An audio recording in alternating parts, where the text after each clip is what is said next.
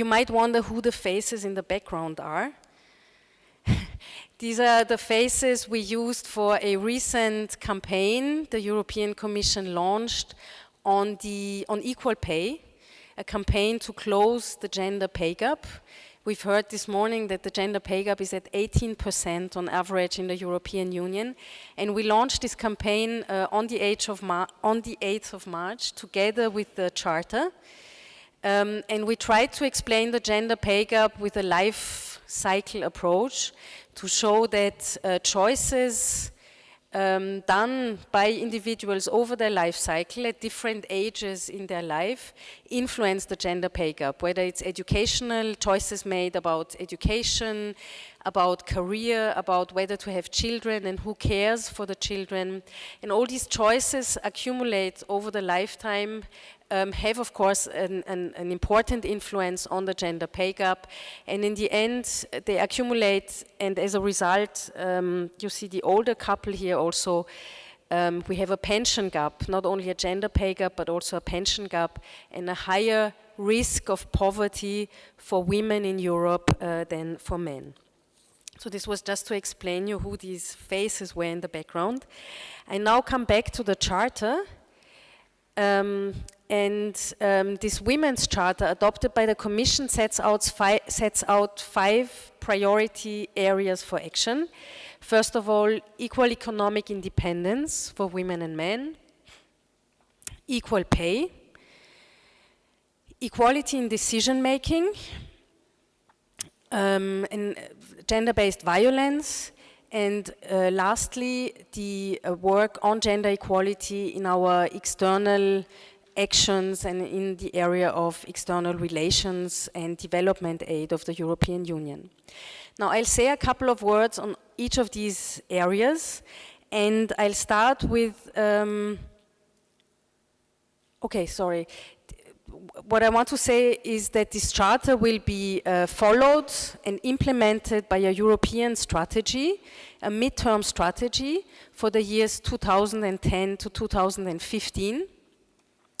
And this strategy will will provide for actions in each of the 5 areas.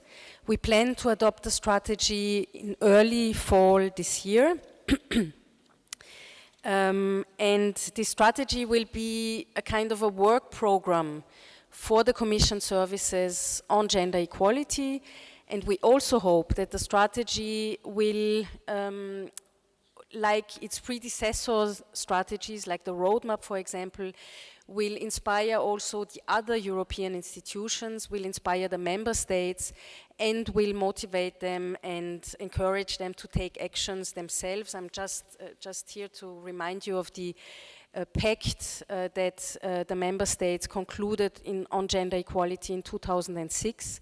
So we very much hope that the EU member states will take the new strategy as a basis to also act on their behalf and maybe revise or reinstitute a pact for gender equality. Now, I'd like to start with equal economic independence, which is for us really at the core of gender equality. Equal economic independence is a prerequisite to allow individuals, to allow men and women genuine choices in their lives, real choices. To illustrate, I just wanted to show you one graph, and these are the employment rates currently of men and women in Europe. I could have shown you other graphs, but I thought this one is an interesting one. It shows us, I think, 3 things we have to remember. First of all, we see that in all member states, the employment rates of women are still clearly below the employment rates of men. Secondly, you see very large differences between the member states in employment rates. So we have member states like Malta, like Italy, maybe I can show them like this here, who have very low employment rates. Malta is around 40%, Italy is below 50%, and then you have member states in the northern part of Europe, where you have very high employment rates, very high female employment rates that are around 70%. So very large differences here. And the third thing I think we have to see when we look at this graph is that on average in Europe we are at about 60% of female employment, just below actually. And this is just at the target that was set 10 years ago in the framework of the Lisbon strategy. The Lisbon strategy was the economic policy strategy for the European Union for the first 10 years of this century. And when this 60% target of female employment was fixed 10 years ago, a lot of people said, oh, this is much too ambitious. Some people said it's utopian, we'll never get at 60% female employment. But we got there, and this maybe says also something about the usefulness of setting targets at European level, and at, the usefulness also of monitoring these targets regularly. So why is, I'm showing you that because we think that there are, of course, moral and legal reasons to be in favor of equality and to favor equal participation of women in economic life. We also think that there is an economic case. We heard Jakob quote, I think, a recent Swedish study earlier on the effects of gender equality on economic growth. We have recent research indeed that suggests a strong link between gender equality, between equality between women and men, and economic development and growth. We think that this is an important point that we want to still develop. We also see that there's a positive correlation between high female employment rates and high fertility rates. And this is against maybe the intuitive belief that those women who stay home have more children. That's not right. The figures tell us the contrary and tell us actually that where you have high female employment rates, those countries that have high female employment rates also have relatively sustainable fertility rates.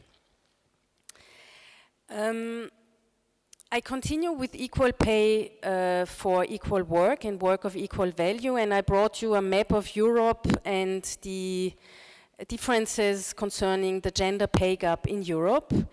As we said this morning, the gender pay gap is at almost 18%, which is much too high. We see that in some member states, the tendency goes towards an increase in the gender pay gap. And so the gender pay gap is really something that is at the heart of our next strategy. What are the reasons for the gender pay gap? The reasons are very complex, and what we like to say is that the gender pay gap mirrors all the inequalities women face in the labor markets today. So there are many things that are mirrored in this figure of almost 18%. There's, of course, direct discrimination, but we see that by and large, direct discrimination, direct pay discrimination tends to decrease and tends to be replaced by more indirect, more hidden forms of discrimination. We also see that there's an issue about the value of the work performed by women. We see, of course, in the European labor markets, quite a stubborn phenomenon of segregation. So the European labor markets are still very much segregated into sectors where predominantly women work, and these sectors tend to be less valued and less well remunerated, and sectors where predominantly men work, and these sectors tend to be better remunerated. We also see phenomena of horizontal segregation, what can also be called the glass ceiling or the leaky pipeline. I've also heard that.